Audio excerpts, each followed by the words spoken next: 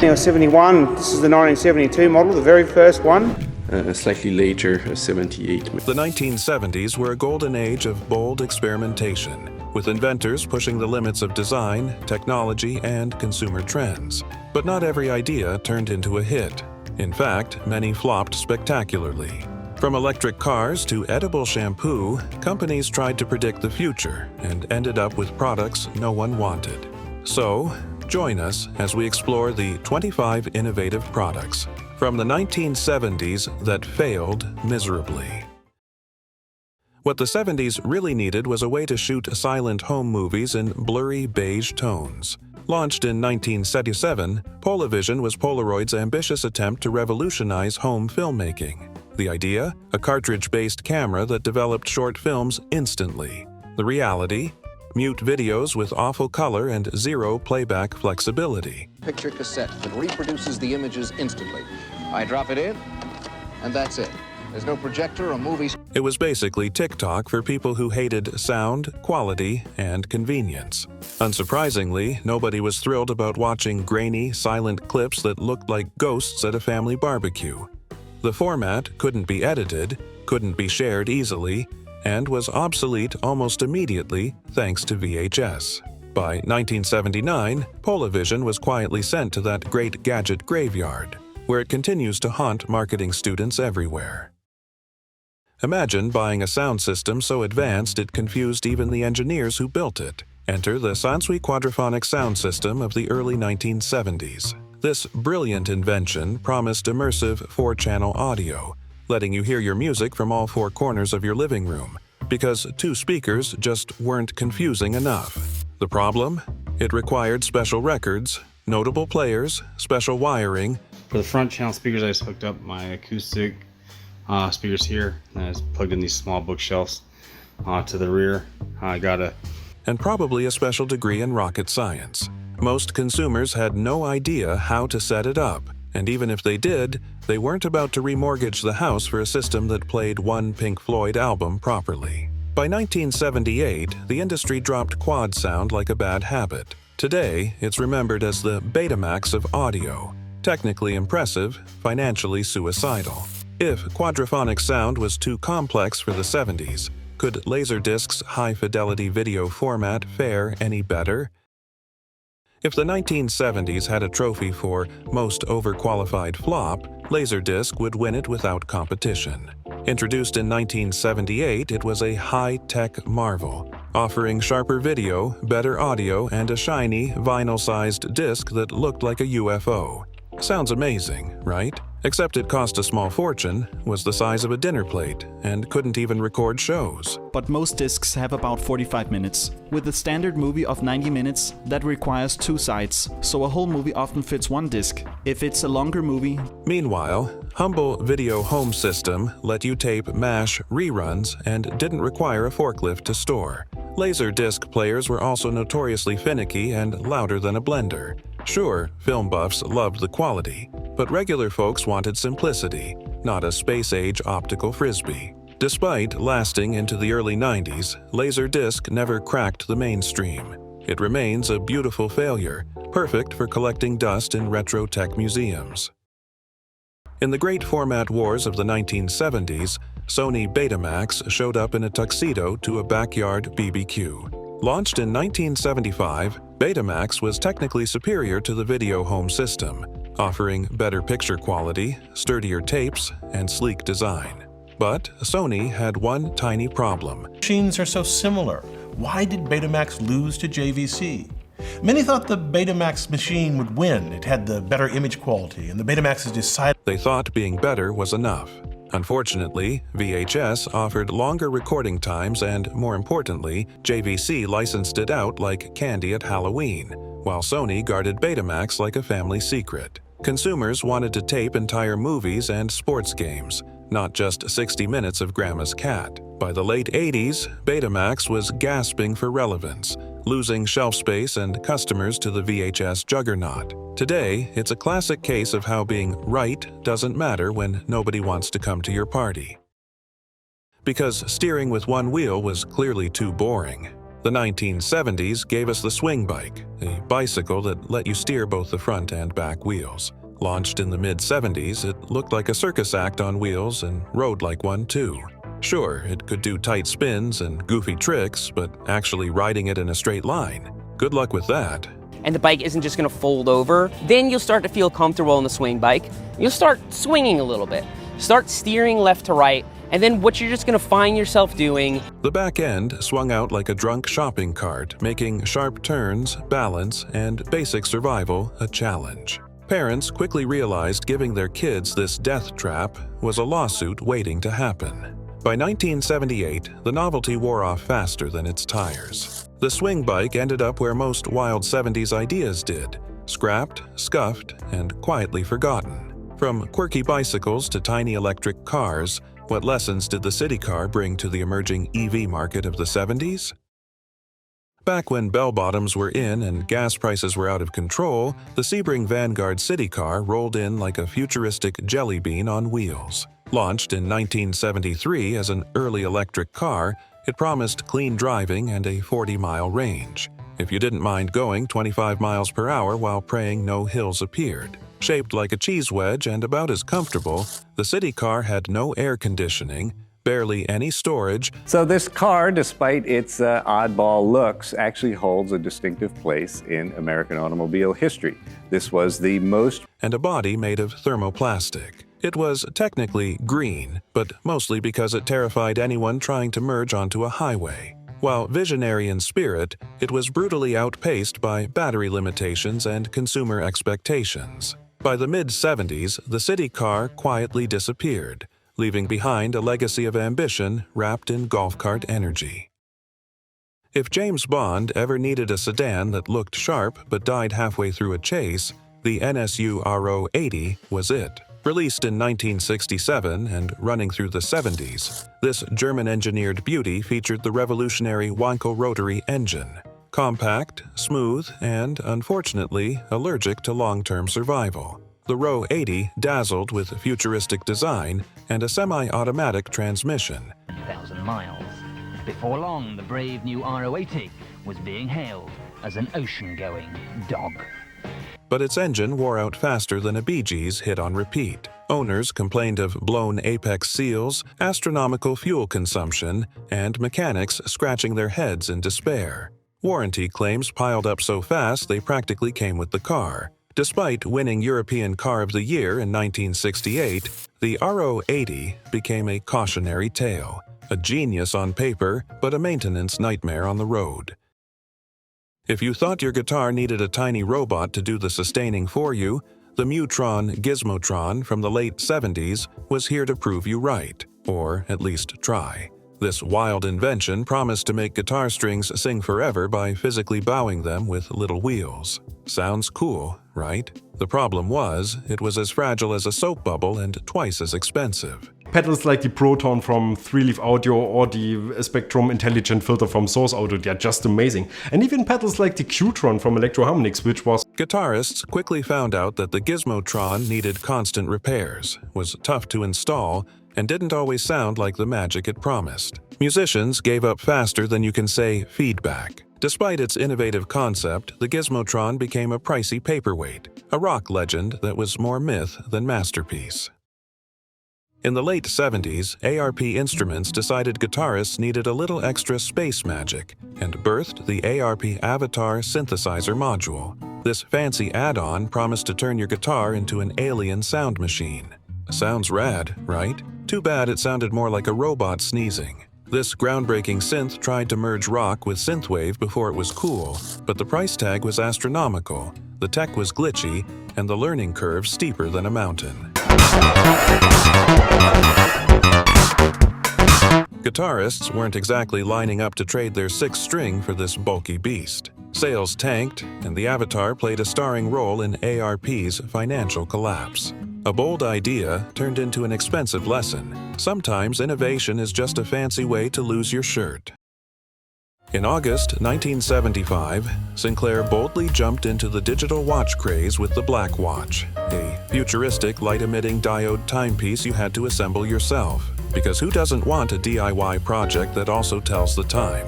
Unfortunately, the black watch was less of a cutting-edge gadget and more of a frustration factory. The LED display was dim and barely visible.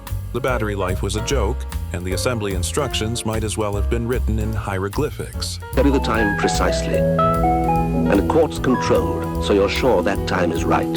Customers returned them faster than you could say digital disaster, and the poor sales burned a massive hole in Sinclair's pocket. What was supposed to be a leap into wearable tech glory turned into a costly flop, proving that sometimes putting the fun in fundamental flaws isn't a winning business strategy. After the black watch stumbled, did Sinclair redeem itself with the innovative but impractical Microvision handheld TV? Sinclair tried to revolutionize television watching with the Microvision portable television, a tiny screen that promised entertainment on the go. Because obviously, everyone needed a television so small you'd squint harder than you watch your favorite shows. The problem? Sinclair vastly overestimated how many people wanted to carry around a pocket-sized screen with grainy black and white images and limited channels. The Microvision was bulky, had terrible battery life, Analog TV in the UK anymore, it's fairly useless. So instead, I put together this little concoction. So it's and a screen that made you question if it was even turned on. Retailers were stuck with piles of unsold units, and Sinclair's wallet took a serious hit. This early handheld television was a classic case of supply meeting zero demand, proving that sometimes being first isn't the same as being wanted. In 1979, Clairol decided your hair needed a snack and launched the Touch of Yogurt shampoo.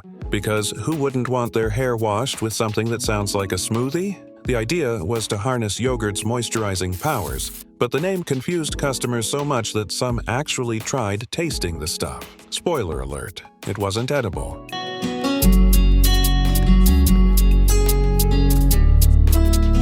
The quirky concept couldn't convince buyers to switch from their trusty shampoo, especially when the product smelled more like breakfast than beauty. It was a slippery slope from hair care to snack time, and sales quickly curdled. Clairol's dairy-inspired shampoo was promptly pulled from shelves, proving that some innovations are best left in the kitchen, not the shower. In 1974, Gerber thought, why should babies have all the fun? And unleashed Gerber Singles, baby food jars specially made for adults. Because nothing screams sophistication like eating pureed peas from a tiny glass jar during your lunch break. The idea was to offer convenient, nutritious meals for busy grown-ups.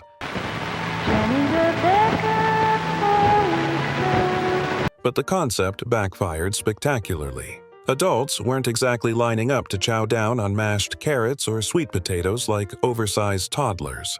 The image of grown people spooning baby food didn't fly. It felt more like a punishment than a meal. Sales tanked faster than you can say baby bib, and Gerber quickly canned the idea. Gerber Singles remain a hilarious reminder that sometimes innovation needs a reality check and a new marketing team. In the wild world of 70s fashion and fitness, sauna hot pants took the cake, or rather, tried to melt it away. These inflatable waistwear contraptions promise to blast belly fat by turning your hips into a personal sauna. Because nothing says healthy like sweating profusely while looking like you swallowed a beach ball. The concept was simple. Heat up, sweat more, lose weight, right? Wrong. Relieving your body of excess water. You instantly feel invigorated with tired muscles soothed by a penetrating deep warm heat. The sauna pants work just like a sauna, creating a moist heat. The pants were uncomfortable, awkward, and about as effective as a plastic bag in a rainstorm. Users ended up tired, sweaty, and still carrying the same stubborn love handles. The bizarre invention quickly deflated from the market, proving that fads come and go. But sweating in public with giant inflatable pants is one failure that's hard to forget. If inflatable fat loss pants didn't work, what about the twist and tone exercise gadget? Was it fitness innovation or just another gimmick? In the era when people believed twisting in circles could magically melt fat, the twist end tone spun onto the scene in the 70s with big promises and even bigger disappointment. This spinning exercise gadget claimed that just standing on it and twisting your hips would sculpt your waistline. Because why bother with real workouts when you can wobble around like a confused bobblehead?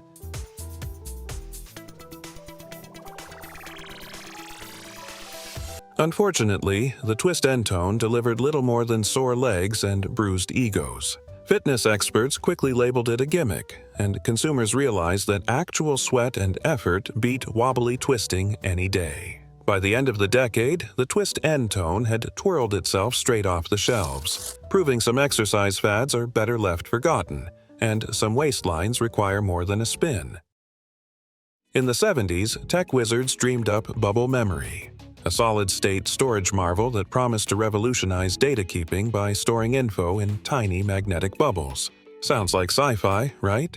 Unfortunately, these bubbles popped faster than anyone could capitalize. While bubble memory was more durable than floppy disks, it was slower, smaller in capacity, and outrageously expensive. We have one that's in the X direction, one that's in the Y direction, and that allows us to form this rotating field that's in any direction in the XY plane.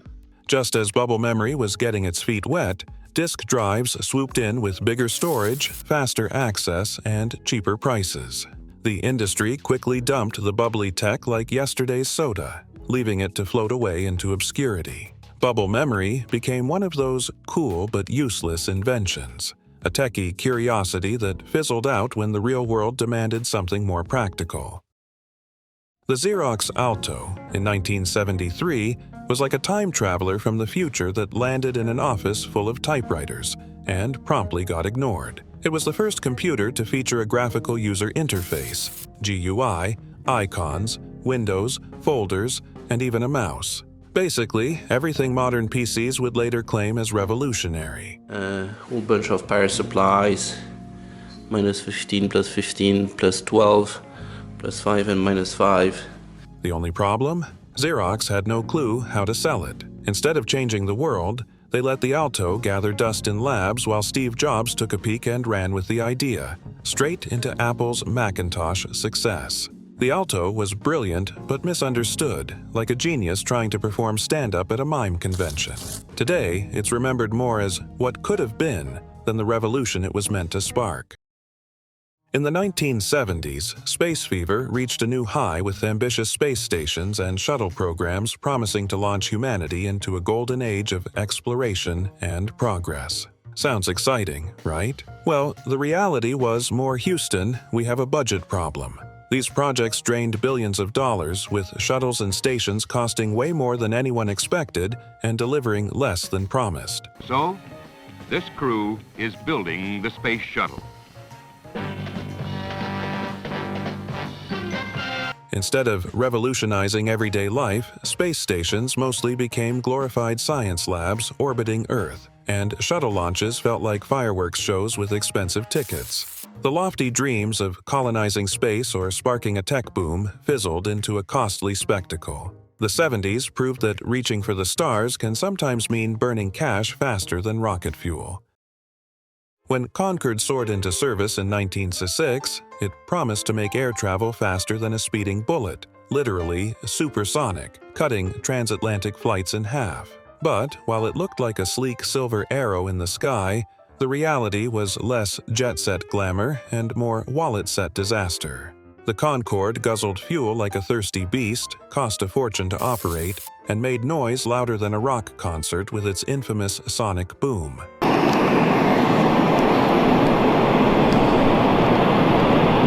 Ticket prices were sky-high, making it exclusive to the super-rich, and environmental concerns grounded its wider use. Despite its technological brilliance, the Concorde proved that speed doesn't always equal success. Sometimes it just equals a very expensive, very noisy flight that most people could only dream of taking. After the Concorde's costly flights, could futuristic ideas like home hologram kitchens finally transform daily life, or remain out of reach? The Philips N1500 VCR, launched in 1972, was a groundbreaking attempt to bring home video recording to the masses, if the masses had deep pockets and strong backs. It was the first consumer video cassette recorder with a built-in timer, allowing you to record television while you were out or asleep. Very futuristic. Unfortunately, it cost more than some used cars, was about as portable as a safe,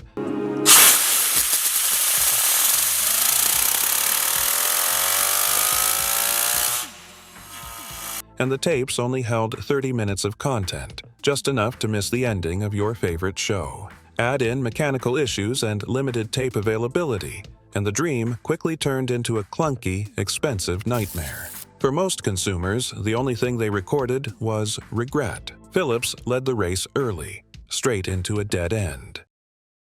In the popcorn craze of the 70s, the electric popcorn maker strutted into kitchenware shops promising buttery snacks at the push of a button. Sounds convenient, right? Not quite. This bulky contraption tried to compete with the trusty stovetop poppers and the soon-to-explode microwave popcorn phenomenon. But it was loud, took up way too much counter space, and often left half the kernels stubbornly unpopped. Is there a healthier way to enjoy your favorite snack? The measuring scoop doubles as a butter melter. Keep it traditional. People quickly realized they didn't need a mini popcorn factory crowding their kitchens when simpler, faster methods existed. The electric popcorn maker popped itself right off the market, becoming just another forgotten gadget collecting dust. The 70s taught us one thing: sometimes the old-school way really is the best way to enjoy your snacks. Back then, when health nuts and survivalists were all the rage, the electric food dehydrator promised to turn your kitchen into a snack factory by drying fruits, veggies, and even meats. The idea? Healthy, long-lasting treats without preservatives. The reality? This bulky, noisy machine took forever to work, used enough electricity to power a small disco, and filled the house with an aroma somewhere between a campfire and grandma's attic. Most users gave up halfway through the process, reverting to store-bought snacks. One by one, and up we go. Easy as building bricks. Mushroom? Of course, no problem. As trendy as dehydration sounded, the electric model wasn't exactly a kitchen must-have. It was more like a complicated science experiment. The 70s gave us the electric food dehydrator, proving that not every health fad deserves a spot on your countertop. In the 1970s, the rotisserie oven promised to bring gourmet, spit-roasted perfection right into your kitchen, because who wouldn't want a slow-turning chicken spectacle at home? Unfortunately, this bulky beast took up half the counter, making your kitchen feel more like a commercial diner. Cleaning it was a workout all on its own, with grease traps and spinning parts that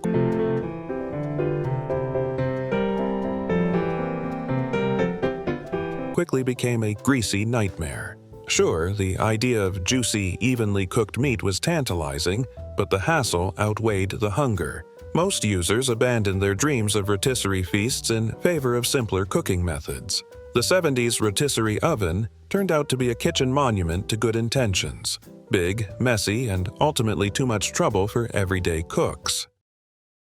Meet the DEC VT05 video terminal. Born in 1970 and best described as a typewriter with delusions of grandeur. As one of the earliest video display terminals, it dared to replace punch cards with a screen, bravo, but only displayed uppercase letters, because apparently lowercase was a luxury in the 70s.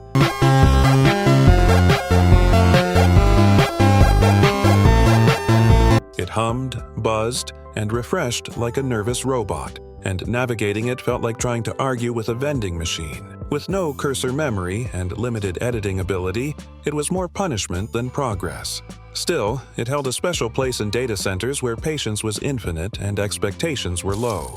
The VT05 was a bold step toward the digital age, just one that tripped over its own chunky beige feet.